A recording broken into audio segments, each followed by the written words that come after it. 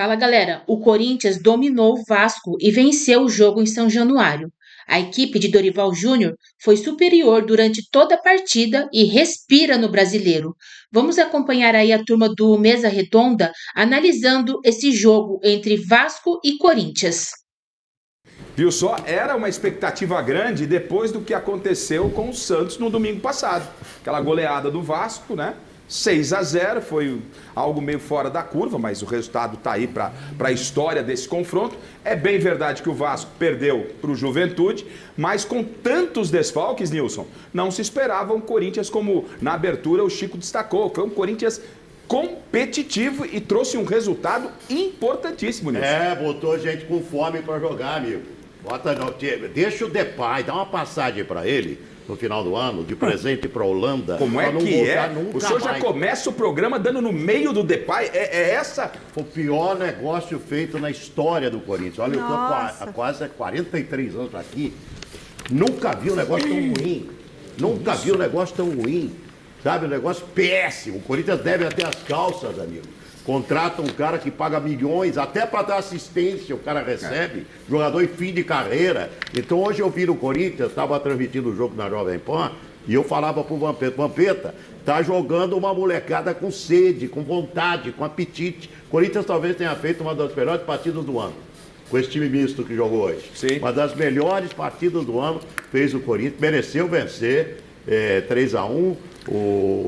Vitória incontestável do Corinthians, e é uma chance enorme para mostrar que não precisa desse cara. Esse cara foi um grande mal para o Corinthians. Terrível, Depay. Você está falando como aspecto financeiro, né? A engenharia financeira, Nilson. É que eu sou de uma outra geração. Eu já vi grandes jogadores do Corinthians. Bolinha dele hoje, fim de carreira, é desse tamanho. Mas tamanho do Mervilha? Ano passado ele ajudou o Corinthians isso que eu ia falar. Ano passado, você não acha que se não fosse ele, o Corinthians poderia ter caído para a segunda divisão? Você acha que o custo-benefício dele está valendo a pena? Não sei, salvar da Série B talvez tenha valido. Eu acho que não está valendo a pena. Pô, mas já passou o ano já. Sim, mas tudo bem. O ano passou, esse cara tá enrolando. Futebol é momento. É momento. Esse cara tá enrolando, não joga nada no Corinthians, entendeu? Eu, se fosse o Corinthians, me livraria, bota aí, acredita em garotada. Hoje botou um tal de Kaique, Chico. O cara correu o tempo todo, lutou o tempo todo. É bom, o Kaique é bom jogador. A sua tese é interessante, eu acho que é interessante. O clube está falido. Agora, vamos esperar o novo Você vai aceitar com naturalidade o que disse o Nilson, Chico? Não, Para minha aceitei. surpresa, o Nilson espinafrou com o Depay. Você vai aceitar isso? Eu acho que foi um dos piores negócios da história do Corinthians. Não, é a opinião dele, tem que respeitar. Perfeito, mas você vai contra-argumentar ou não? Agora, eu, particularmente, acho que o Depay trouxe para o Corinthians a não queda para a segunda divisão e o título do Campeonato Paulista. Ele deu essas duas vantagens para o Corinthians, né? Agora aqui, ele ganha muito, ganha mesmo. E a culpa não é dele, é quem fez o contrato. Agora, quem vai ter que sentar o bumbum na cadeira e decidir o que vai fazer com o Depay é o presidente do Corinthians, que vai ser eleito amanhã. Aliás, daqui a pouco vamos falar sobre isso. Sobre o jogo, o Miller, sobre o jogo, Chico, Alex e o Nilson, enfim, todo mundo à vontade aí, foi um Corinthians que quase no finalzinho da partida, quando tá 3-1, nos minutos finais, toma o segundo gol e quase se complica, não é? Mas foi um Corinthians superior e um Corinthians, eu concordo com o Nilson, Corinthians com fome de jogar, Miller. Mas é importante dizer que o Corinthians aproveitou da fragilidade do adversário, né? Não tem nada a ver com isso, e conseguiu superá-lo na prática, na bola, né? Na técnica, né? O meio-campo do Corinthians hoje funcionou, porque o Dorival reforçou o meio-campo, né? Em especial o Maicon, não só pelo gol, a dinâmica dele foi boa, tá? Acho que quando o meio-campo funciona, a bola chega lá na frente com qualidade e a defesa respira. Então acho que o Corinthians conseguiu essa importante vitória por conta da dinâmica do meio-campo. E esse, por falar em dinâmica do meio-campo, onde o Dorival colocou 4 jogadores no setor, deu até liberdade para o Mike fazer o que ele fazia início de carreira, aparecer dentro da área. Quando ele chegou na primeira Mostra o gol pra gente e o Miller fala. Na primeira passagem dele, né, Xará, pelo Corinthians, é isso mesmo. Ele fazia isso direto, constantemente. Claro, hoje ele tinha mais liberdade, tinha mais 2 volantes de contenção, 3, perdão. Ele tinha mais liberdade para poder sair para o jogo, chegar lá na frente e chegar bem. Porque o Michael é um bom jogador, então acho que o meio-campo do Corinthians foi determinante para a vitória. Ô Chile, coloca pra gente, por gentileza, até pro Miller, já que ele tá com a palavra e a galera fala, dessa presença do Maicon dentro da área.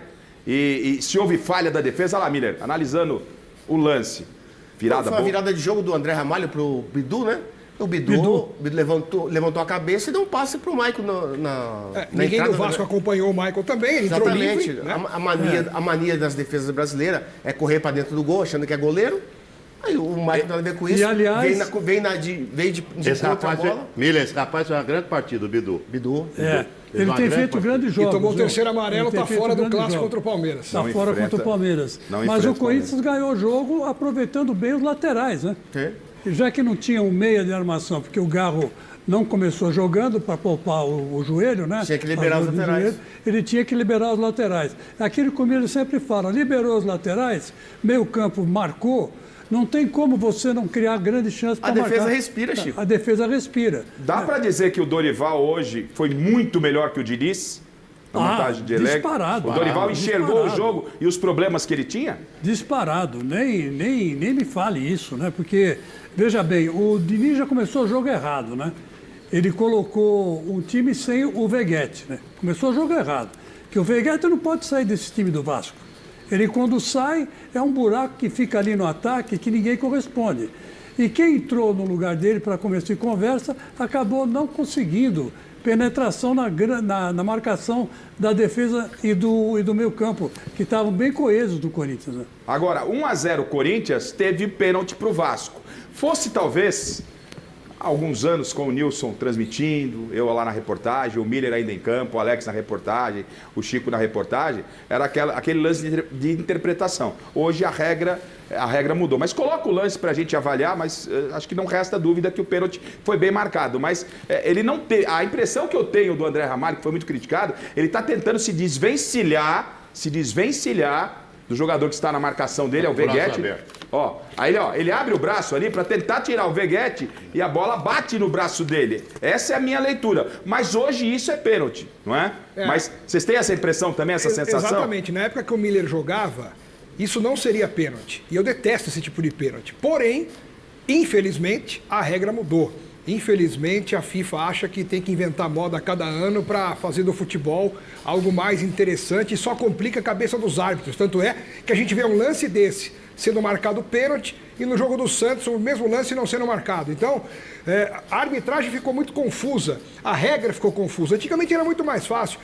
Tinha intenção de pôr a mão na bola, era pênalti. Não tinha intenção, como é nítido que ele não teve a intenção, nem viu a bola chegar, não era pênalti. Agora, ô Nilson, Oi. assim, porque ele foi muito criticado nas redes sociais, claro, pelo torcedor. Esse André Ramalho só faz bobagem. A impressão que eu tive é a mesma que você teve, ou ele deixou uma mão boba ali na frente. Eu nunca vi um jogador tão parecido com o Coalhada como o André Ramalho. É a cara do Coalhada. Mas personagem do atacante. Lembra dele, Miller? Pique no lugar. Lembra, né? Saudoso personagem de Chico Anísio. Então, foi pênalti. É um zagueiro... Atrapalhado. Mas pelo que tem aí o Corinthians, tem que jogar, né? Sim, ele e o Gustavo Henrique. Pelo que tem que jogar essa dupla que jogou hoje, o André Ramalho e o Gustavo Henrique. Você falou do Fernando Diniz, esse rapaz aí, ele desestabilizou... Um garoto hoje, ele fez meio como o Tietê. Que isso, você joga toda a torcida contra o cara, meu Deus. Mas ele fez o gol ainda depois. O Fernando, quem conhece o Fernando Diniz, ele é um cara fora do gramado ali. É um doce. Equilibrado, doce, é psicólogo. O Fernando precisando de um psicólogo para dentro de campo. É a mesma coisa que o Abel. É a questão de maturação. Principalmente com o garoto. Acho que foi o Alex que lembrou do lance do Santos. O chileno, a nossa produção, já separaram. Olha, me parece, eu não vi, mas me parece que é um lance muito parecido com o André Ramalho e aí faltou critério, não teve pênalti. Mas esse lance aí, infelizmente, como o Xará disse, muito bem disse, essa regra é uma... A gente pode questionar a regra, mas ela tá aí, né? Sim, mas é impossível o jogador subir com o braço colado no corpo. Impossível. Não tem jeito. Mas olha agora, Miller, quer ver? Tem uma coisa, o braço tá abertão, Esse eu acho mais esse não foi pênalti. dado. Não foi dado. E esse mas não foi dado, Miller. É um movimento de bola, pô. Ele procura o contato com o jogador, né? É. Mas hoje em dia, o cara tá com o bração aberto e a bola bate no braço, os caras marcam pênalti. Mas você vê, em 2 jogos na mesma rodada, um foi e o outro não foi. E isso decide campeonato, lógico, gente. Que jogo foi esse aí, Gato? O Santos Santos e contra Bahia. o Santos e Bahia. Hoje, Santos e Bahia hoje. 2-0 Bahia. Mas eu não vejo, porque eu já te falei, como que o jogador ele vai se movimentar de braço Como é colado? que vai tirar o braço? Xará, eu Pelo amor concordo de com Deus. você, Xará. Os dois, pra mim, não foram Os dois pênalti. não foram. Mas na regra de hoje, os dois foram. É. Você entendeu? O que não pode é a mesma Critério arbitragem, diferente. no mesmo campeonato, um marcar e o outro não. É isso que não pode acontecer. A falta de critério que... Cara, isso arrebenta. E isso decide campeonato, Lógico. gente. Decide rebaixamento, decide título, decide vaga em Libertadores, decide tudo. Não é só a questão de critério, é a qualidade de arbitragem no futebol brasileiro hoje é medíocre. De quem manda também, A né? época do Miller jogando Nilson, já há muito tempo os Muito árbitros tempo. tão ruins assim. é muito ruim. E na época do Miller você tinha grandes árbitros. Mas hoje tem muito mais imagem, tem muito mais câmera mostrando, por isso que os erros ficam mais evidenciados. Eu não concordo com essa tese. Porque eu acho que os árbitros hoje são ruins. Aliás, eles querem ser protagonistas. Tem árbitro que acha, ele se julga mais importante do que o jogo. Dependendo do jogo, os caras Um passam pavão. perfume. Né, seu Caboclo? É, Dependendo isso do jogo, aí. os caras passam perfume. Hoje vai passar Não, na Globo. ele O acha cara mais passa que ele- perfume, como se fosse em casa sentir. Garrafa, o cara se julga mais importante do que o jogo que ele está fazendo, do que o jogo que ele está trabalhando. Entendeu? Então, hoje nós temos uma qualidade de arbitragem muito ruim. Amanhã tem convocação da seleção brasileira. O goleiro Hugo do Corinthians esteve na primeira convocação do Ancelotti. Tem uma pré-lista, o Hugo está na convocação e o Hugo fez uma defesa hoje Maravilhosa. importantíssima. Eu quero, lógico, como eu gosto com a opinião de todos, mas o jogador falando, vamos ver esse lance, essa defesa do Hugo, para o Miller já analisar. Miller, quer ver? Dá uma olhada. Vamos ver por outro ângulo. Aí você imagina que ela só bateu na trave. Olha por baixo, quer ver? Ele dá o tapa. Ó, o Hugo, ó. E no gol. Sim, são coisas distintas, diferentes, né? Ele tava no ângulo, né? Ele estava Sim. no canto certo, apesar dos seus companheiros estar na frente dele, só que ele tem uma explosão dentro do gol muito grande, né? E o reflexo dele foi rápido. Por isso que ele defendeu a bola. Uma defesa maravilhosa. Merece convocação, estar entre os 3 para a convocação do Ancelotti amanhã, Miller? Você? Pra mim, o Hugo e o Everton do Palmeiras. Os dois estão num nível muito grande. Claro que todo mundo vai dizer assim, ele é mais novo e o Everton é mais velho. Mas na prática de bola, claro que o Hugo, desde o ano passado, vem jogando muito bem. Para pegar a experiência também. Você acredita Lógico, que é novo, né? Pegar a você experiência. convocaria, Chico? Convocaria o Hugo, sim. Mesmo porque, apesar de que o Hugo, ele na verdade se reabilitou nessa defesa aí, né? Nos últimos jogos do Corinthians ele não vinha bem. Ô, coração peludo, Não, né? mas é verdade. Coração É peludo, verdade, nossa. é verdade isso O que aí. não faz uma vitória, né? Ele O tomou um sorriso gol. muda Ele e tomou aí um até gol. seleção, mas o Ele coração tomou- peludo persiste. Ele tomou um gol contra o Bahia que nós vimos Sim, aqui, sim, né? falhou. falhou. Você tem que falhou. acender uma vela pro Hugo todo dia. Graças a tudo ele. bem, com o máximo prazer. Na reta Agora, final do ano passado, esse que ele Corinthians, falhou, seu ele Corinthians falhou. era pra estar Quando ele numa falha- Série B lascada, Quando velho. ele falha, eu falo que falhou. Quando ele brilha, como ele brilhou hoje, eu falo que ele brilhou. Agora, eu não posso dizer para você que ele é bom ou ele é mau goleiro. Perfeito. Né? No meu modo de ver, no conjunto da obra... Você ele levaria merece- pra seleção levaria agora? para a seleção. Mesmo entre- No tá. conjunto da obra. Parece Nilson. que ele se reabilitou hoje. Nilson, Eu acho que ele vai ser chamado. você chamaria? Chamaria. Acho que chamaria, sim. Você tem o Alisson que vai, né? O Ederson está jogando? Não? Está na pré-lista? O Ederson, ele é um dos goleiros, mas eu não Mas sei se ele ele tá está em machucado. condição de ser Ele não convocado. tá- não, porque tem uma pré-lista, eu não vi, sinceramente. Eu Até não o vi. Eu brasão também do não. Santos está na pré-lista. Não, o Brasão não. Então, mas tá na pré-lista. Mas o Hugo eu levaria para a seleção, sim. O titular do Ancelotti é o Alisson. É. E eu acho que vai ser o goleiro da Copa É o do goleiro Mundo. de 2 gols na Copa do Mundo. Tudo É, que foi no gol da mas- Copa, no gol dele entrou. Ele é um baita goleiro, não Ele tô, é um bom goleiro sem milagre. não é?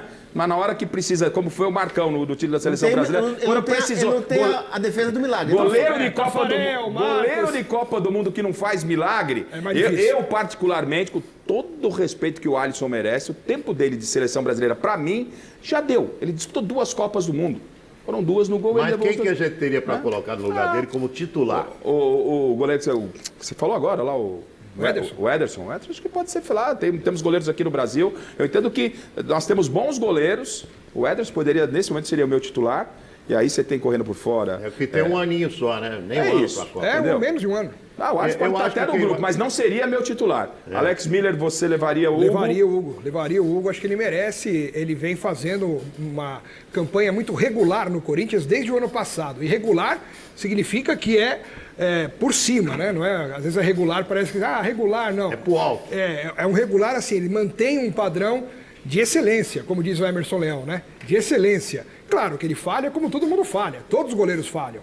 Os maiores do mundo falharam. Né? Claro. Então, apesar das falhas que eu concordo com o Chico, contra o Bahia ele falhou, mas hoje em dia ele merece. Essa conversa vai ficar ainda mais quente lá na frente, quando a gente for entrar em Palmeiras e Corinthians, tem o Carlos Miguel chegando, aí o bicho vai pegar. E o Nilson, logo de abre, falou algo que eu concordo com ele, né? Não a 100%, porque aí ele colocou o Memphis na parada, é para um bom debate, mas quando ele fala dos meninos, acho que esse é o caminho. Guinegão na rede, coloca o gol do Guinegão, e depois a gente tem o Dorival falando, né? Vamos ver o gol, o Vasco busca o empate e o Guinegão, presença de área, vai lá e vira para o Corinthians. Garro o gol, bateu. Miller. Pois não, o Nilson. O Garro bateu, Mateuzinho, olha o moleque aí. Presença de área, né? Isso aí, pô. É gol de centroavante ou Miller? Ele estava bem colocado, né? O goleiro do Vasco, não sei o que ele fez ali, que ele quis tirar a bola com o pé, nunca vi isso. E o Mateuzinho livre aqui embaixo, erro de defesa, né, gente? Cruzamento Tá livre, do né? Mateuzinho. O goleiro do Vasco, ó. Até porque os goleiros treinam exaustivamente esse tipo de situação, mas se joga na bola, cai normalmente com as mãos. Ele queria tirar com o pé. Nunca vi isso. Olha lá. Vamos ouvir o Dorival Júnior falando de Guinegão e aí o debate vem para a bancada. Dorival, obviamente, foi perguntado sobre o desempenho, sobre esse aproveitamento, que talvez nem fosse muita intenção, mas uma necessidade. E o Dorival está colocando a molecada e ela começa a dar resposta na tela. Eu acho que é um garoto que vem crescendo, nos mostrou em treinamentos uma condição importante que nós não tínhamos, uma característica um pouco diferente principalmente do Yuri, que ocupa a função, vem aproveitando muito bem as oportunidades, vem evoluindo, crescendo, é isso que nós queremos. Só espero que continue com os pés no chão, trabalhando com tranquilidade e buscando a cada jogo ser um pouco melhor. Tá aí. Eu pergunto para você, será que o Guinegão, se mantiver esse ritmo, vai ser o substituto ideal para o Yuri Alberto? Essa é a minha questão, porque é o segundo gol que ele marca, hein? Ele já fez um gol contra o Bahia. E um gol difícil de fazer, né? Que ele fez de meia bicicleta, né? O gol. Agora, esse gol de hoje, de um grande oportunismo. O homem certo na hora certa para fazer o gol. Então, quer dizer, aí que tá. Se ele continuar desse jeito, o Yuri Alberto vai voltar e vai sentar no banco. Não, calma. Nossa, que Meu isso, Deus Chico? do céu. Calma. Guinegão é a grande descoberta. Guinegão é a solução. É a solução, Guinegão é a solução. Meu Deus do céu. Não venha dizer pra mim que não é, porque é.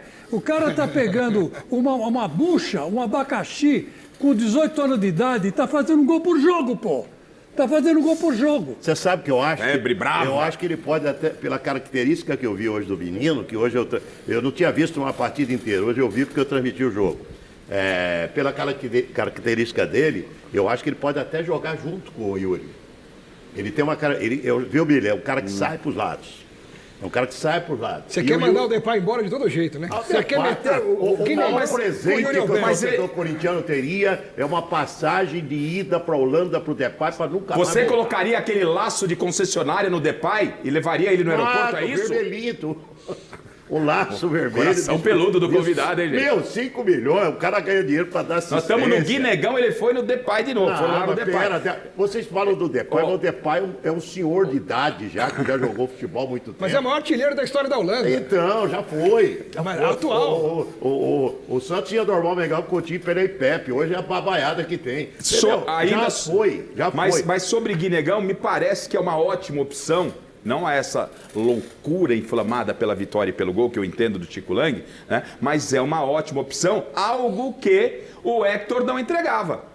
Você já começa a olhar para o banco. Quando o Yuri pode se machucar, o Yuri pode em algum momento não estar para uma sequência de jogos pode sair. jogar junto, Aí, né? mas enfim, Pode você jogar pode junto. pôr para jogar junto e você pode pôr o garoto, coisa que o Dorival não tinha em mãos, gente. Acho que isso é importante, esses 2 gols do menino. É você começar a ter opção, porque você não pode ir no mercado, você tem um transfer ban. Ô, Garrafa, você sabe lá o que é fazer 2 gols pelo Corinthians?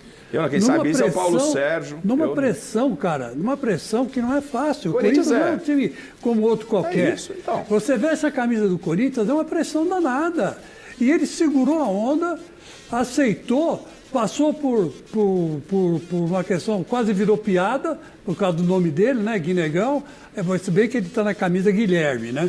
Mas o apelido dele agora ficou Guinegão. Sensacional, vai ficar pô. É sensacional. O apelido é muito legal. Mas, pô, não é fácil. Não é É fácil isso. a pressão que ele sentiu e o gol que ele fez, os 2 gols que ele fez. O outro garoto que entrou junto com ele ainda Kaique. não desabrochou. Kaique. O Kaique, né? É porque não uma coisa- desabrochou ainda. Não, Uma mas, coisa é você- mas não é ruim não, hein? Não é ruim, é bom Mas uma jogador. coisa é você entrar no time azeitado, uma coisa é entrar um garoto no time do Palmeiras, que está azeitado, vamos pôr Flamengo, vai. Palmeiras, o Abel está numa reconstrução, mas uma coisa é entrar um garoto no time do Flamengo, que está ajeitadinho, já está montado, outra coisa é você entrar num Corinthians por falta de opção e ter que resolver. E o garoto está resolvendo. Agora, quem resolveu, e eu entendo que mudou o jogo, foi o Garro. O Garro mudou o jogo quando o Dorival abre mão do Garro, ele preservou o Garro para o jogo da próxima quarta-feira, e aí ele coloca o Garro, o Corinthians reincorporou novamente. A gente vai falar sobre o Garro, só que antes a Michele tá me chamando lá na sala VIP, tá agitada a sala VIP, a galera também tá querendo opinar sobre esse Corinthians aí, enfim, falar de bola e os nossos parceiros e convidados. Daqui a pouco a gente passa novamente na sala VIP, porque o Corinthians quarta-feira, gente, tem um jogo, né? O São Paulo ficou no meio do caminho com o Atlético Paranaense. Cuidado, essa história de Série B, peixe morre pela boca. Tá? Então o Corinthians sabe da importância que é o jogo de quarta-feira lá em Curitiba, a Copa do Brasil. Depois tem jogo da volta, valendo vaga já na fase semifinal, é isso, né? Semifinal. Semifinal, né? Semifinal. Porque tirou o Palmeiras nas oitavas, agora estamos nas quartas. Olha só, o Corinthians, campeão paulista, se tira o Atlético, já fica na semifinal da Copa do Brasil. E aí o Dorival colocou o Garro no banco, entendo eu, para preservar, até pelo que o Garro disse semana passada, falou, eu não aguento, meu joelho não está aguentando 3 jogos seguidos, não. O primeiro jogo é o tapetinho, o Garro disse que não gosta de jogar, esses jogadores que têm esses problemas crônicos, o gramado sintético não é o ideal, e aí o Dorival colocou o Garro no banco e depois teve que lançar a mão do Garro entre os titulares, colocou entre os titulares, o Corinthians cresceu. E ele foi perguntado na entrevista coletiva o porquê da opção do Rodrigo Garro, que do trio, né, que o Nilson não me ouça, né, o trio top do Corinthians, com Memphis, Garro e Yuri, ele só tem o Garro, não tem também o Carrídio. Perdeu o Martínez, olha quantos problemas. Então ele está preservando o Garro, ele respondeu sobre isso. Vamos ouvi-lo. Na última partida ele chegou a conversar ali com a imprensa e falou que dificilmente engataria 3 jogos seguidos por conta do joelho. Por que a escolha dele ser preservado do time titular hoje? Obrigado. Primeiro ponto, por essa colocação, feita por ele próprio. Segundo, ele retornou basicamente na quinta-feira aos treinamentos. Terceiro aspecto, teremos um campo muito complicado na quarta-feira, que exige demais. Se o tivéssemos aqui por 70, 80 minutos, talvez não o tivéssemos no jogo da quarta-feira. Então, isso tudo foi muito conversado com ele, com o departamento físico, e teremos o próprio jogo do Palmeiras na sequência. Então, não tem como fazê-lo. O Garro está passando por uma situação difícil, está sendo valente, está entrando na maioria dos jogos e podem ter certeza que daqui para frente nós vamos ter que conduzir dessa forma, dependendo das semanas e das características de cada partida. Bom, eu não tenho procuração para defender ninguém, né? Não é a minha conduta. Você pode discordar da minha opinião, concordar, e isso faz parte do jogo. Mas esse Garro, o jogador Garro, ele entendeu o que é o Corinthians. Se tem alguém que não está há muito tempo, que entendeu o Corinthians, é o Garro, Rodrigo Garro. As entrevistas dele são mais quando o Corinthians perde do que quando ganha. É um cara que não se esconde dentro e fora de campo. Falou de política, que a política estava batendo no vestiário quando tinha que falar. Foi franco ao falar que está com um problema crônico, mas o Corinthians precisa dele. Tá? Eu estou fazendo essa ilustração e quero passar para vocês. A pergunta é a seguinte, para você em casa e para a bancada. O Garro pode futuramente, nesse ritmo, sem as principais estrelas, pode ser um novo problema do Dorival, porque tem Atlético Paranaense quarta-feira. Já jogou hoje, precisou dele meio tempo. A ideia era não precisar. Precisou dele aí meio tempo. Já jogou meio tempo. Aí você tem Atlético Paranaense. Jogo, querendo ou não, pesado lá no tapetinho. E depois o Palmeiras na Neoquímica Arena. O Palmeiras e Corinthians é um jogo à parte, depois de tudo que aconteceu. É uma grande preocupação para o Dorival? Pode ser um grande problema? Eu acho que ele não pode ser um grande problema. Ele já é um problema no sentido de o Dorival Júnior já ter isso na cabeça, ele ter que cuidar do Garro para não se machucar. Ele precisa administrar os minutos que o Garro joga a cada partida. Não dá para colocar o Garro como titular, deixa 90 minutos, daqui a 3 dias coloca o cara de novo titular. Todo jogo para o Corinthians é importante, pelo Brasileiro, pela Copa do Brasil, aí tem o derby no outro domingo, que é um campeonato à parte. Então, não é que ele pode ser um problema, já é um problema na medida em que o Dorival precisa organizar o time e pensar de que jeito ele pode usar o Garro sem arrebentá-lo. Então, isso já é um problema para ele. Eu acho o grande jogador do Corinthians o Garro. O grande diferencial técnico do Corinthians, vocês são tudo baba-ovo do Depay, o grande diferencial técnico do Não Corinthians... é verdade. Então tá. Eu não queria interrompê-lo, mas não é verdade. Eu provoquei para ver se alguém surgiria como o grande baba-ovo do Depay. E surtiu efeito. Surtiu, né? Acho que pelo momento... Financeiramente, é uma outra discussão. Eu acho que o Garro é o grande diferencial técnico desse time do Corinthians. Sem dúvida. Ele tem uma qualidade técnica muito diferente. Então ele tem que ser cuidado mesmo. Se ele está com esse problema no joelho e é um problema crônico, né? Ele tem que ser cuidado. Você sabe que é um Palmeiras e Corinthians, Chico? Nossa. Você sabe que é um Palmeiras e campeonato Corinthians? à parte, eu falei. O Palmeiras e Corinthians é mais importante do que muita coisa, é mais importante que título, né? Então, o Dorival está certo de preservar e a torcida do Rio tem que ter paciência com o Dorival, hein? Negócio de achar, não serve, não Tô contigo. Calma. Ele só teve o time completo, Nilson, para acrescentar para vocês, o Dorival, 2 vezes, e foi contra o Palmeiras. A torcida teve paciência com esse cara que eu engano, que eu gosto, desgraçado, que é o tal do Ramon Dias. Que, aliás, já foram demitidos lá do Olímpia, né? Um baita engana que eu gosto. O que tem de cascateiro no futebol brasileiro... Eu acho que o Dorival andou apanhando muito de forma desnecessária. O que tem de gringo cascateiro, rapaz, que a gente acha que aqui é genial, sabe? O cara é genial, o cara não sei o quê. Que genial, coisa nenhuma. Paciência com o Dorival, que ele vai ajeitar o time do Corinthians. Mas o que você pedia do Dorival era exatamente isso, o que ele fez hoje. Ele fez um omelete sem ovos. Né? E isso que a gente esperava do Dorival pela categoria dele, por ter sido um técnico de seleção brasileira. Todo mundo esperava esse plus dele, né? Que ele hoje começou a mostrar que é capaz de fazer. Mas o senhor da redação... O Corinthians controlou a partida em São Januário e bateu o Vasco por 3-2 neste domingo, pelo Campeonato Brasileiro. A equipe do técnico Dorival Júnior teve mais momentos de superioridade ao longo da partida e viu o jovem Guinegão, autor de um dos gols, ter uma grande atuação. Maicon e Gustavo Henrique completaram o placar corintiano. O Vasco ficou preso na intensa marcação do Corinthians.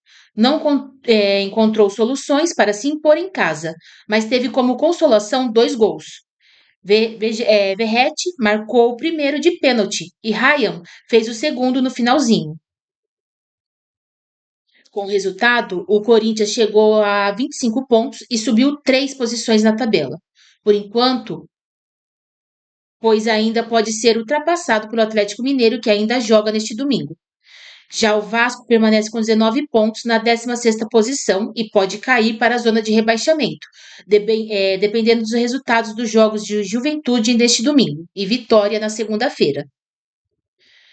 Com o resultado, o Corinthians chegou a 25 pontos e o Corinthians volta a campo na próxima quarta-feira, às 21h30, para enfrentar o Atlético Paranaense pelas quartas de final da Copa do Brasil, na Liga Arena. Também na quarta, às 21h30, o Vasco volta a São Januário para disputar o clássico com o Botafogo, de olho em uma vaga na semifinal do torneio.